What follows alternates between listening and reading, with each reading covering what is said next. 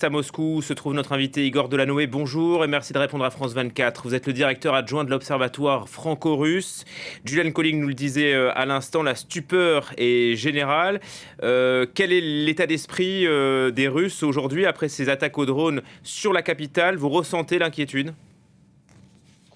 Bonjour, alors écoutez, à vrai dire, pas vraiment. En tout cas, depuis le début de journée, enfin il est ici presque milieu d'après-midi.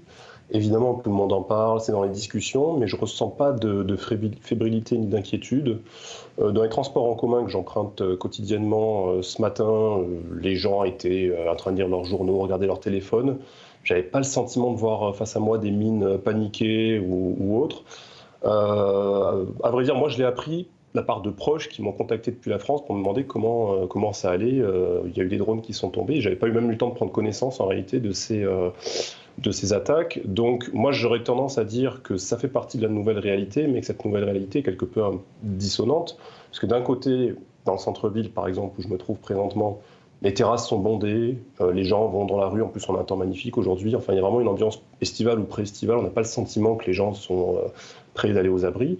Mais de l'autre côté, dans les quartiers qui sont ceinture, la capitale russe qui est immense, 2500 km², et dans les quartiers résidentiels qui ont été touchés, certainement que les gens sont inquiets et sont beaucoup plus, je dirais, au contact de cette nouvelle réalité. Et pourtant, c'est l'effet psychologique qui est recherché par ces attaques. On ne sait toujours pas qui en est l'auteur. Bon, qui en est l'auteur, à mon avis, il n'y a pas vraiment de mystère. En revanche, l'effet psychologique, oui. Alors, il y a plusieurs effets recherchés. Bon, déjà, on ne sait pas exactement combien de drones ont volé. Le ministère de la Défense dit 8.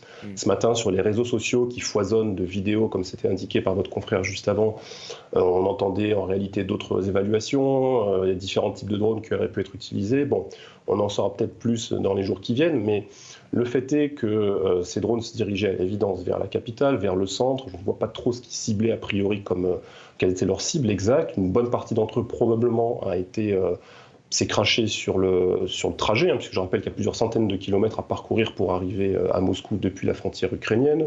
En réalité, ça fait des mois que dans les forêts des régions de Kalouga ou des régions qui sont plus proches de l'Ukraine, on trouve des épaves de drones parfois qui se sont abîmées, tout simplement parce qu'ils les font voler très bas pour éviter les radars et que parfois ils accrochent les arbres et donc terminent dans les forêts sans avoir atteint leur cible. Donc oui, il y a un effet psychologique parce que, comme ça a été indiqué, les dégâts sont minimes.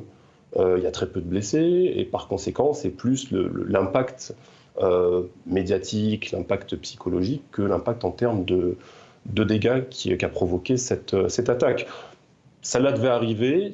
On ne peut pas exclure que ça arrive encore, en réalité, puisque comme je vous le dis, ça fait des mois qu'on trouve des épaves dans la grande région de Moscou, plutôt vers le sud-ouest, puisque c'est de là qu'arrivent ces drones, qui sont abîmés, qui sont soit brouillés par la défense électronique, soit descendus par la défense antiaérienne. En réalité, il y a plusieurs raisons qui font que jusqu'à présent, on n'avait pas vraiment vu survenir ce genre d'attaque jusque sur Moscou même. Donc pour vous, Igor Delanoë, il n'y a pas de doute sur l'origine de ces attaques? Elles viennent des Ukrainiens? Bah, a priori, oui. C'est d'ailleurs probablement un raid de représailles contre les raids que vous avez présentés, les raids russes qui ont touché la capitale ukrainienne et les autres villes d'Ukraine. En réalité, j'attire votre attention sur le fait que les Russes ont mené au mois de mai des raids quasiment quotidiennement, voire plusieurs fois par jour, comme ça a été indiqué précédemment, ce qu'on n'avait pas vu depuis le début de la guerre. Depuis le début de la guerre, on était plutôt sur un rythme à partir du moment où ces raids ont commencé, à l'automne dernier plus précisément, fois tous les 15 jours, tous les 10 jours, tous les 3 semaines, c'était beaucoup plus étalé. Et là, depuis le mois de mai, on a une intensification, et donc on peut tout à fait imaginer que ce sont les Ukrainiens qui ont cherché à mener ce raid de représailles. Ça ne pourrait pas être ces groupes russes dont on parlait beaucoup, notamment après les attaques à Belgorod, qui pourraient être derrière ces attaques?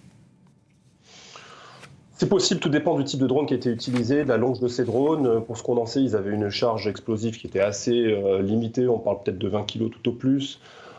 Quelle est leur allonge? On ne sait pas grand-chose. On parle d'un nouveau type de drone qui jusqu'à présent aurait été peu vu. Bon, c'est encore un peu trop tôt pour essayer de savoir concrètement géographiquement de quel endroit ils sont partis, mais je suis d'accord avec vous, on peut tout à fait pas exclure qu'ils aient été lancés peut-être depuis le territoire russe par des groupes sympathisants ukrainiens ou des groupes pro-ukrainiens mais basés en Russie. On ne peut rien exclure absolument. Est-ce que ça peut s'inscrire, selon vous, dans le cadre de la contre-offensive ukrainienne que l'on attend depuis maintenant plusieurs mois?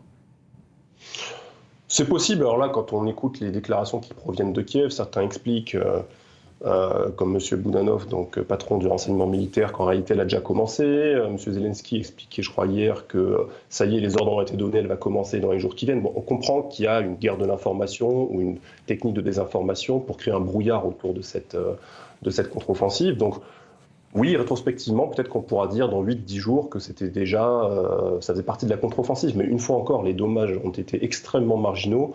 Par conséquent, c'est plutôt, je dirais, de la contre-offensive médiatique pour niveler l'impact médiatique des raids russes qui frappent l'Ukraine depuis plusieurs jours, notamment les raids de ce week-end qui ont été quand même extrêmement forts et qui ont frappé notamment l'aéroport de Kiev où s'était trouvé manifestement du matériel livré par les Occidentaux. Eh bien, merci pour votre analyse, Igor Delanoë, depuis Moscou, directeur adjoint de l'Observatoire franco-russe.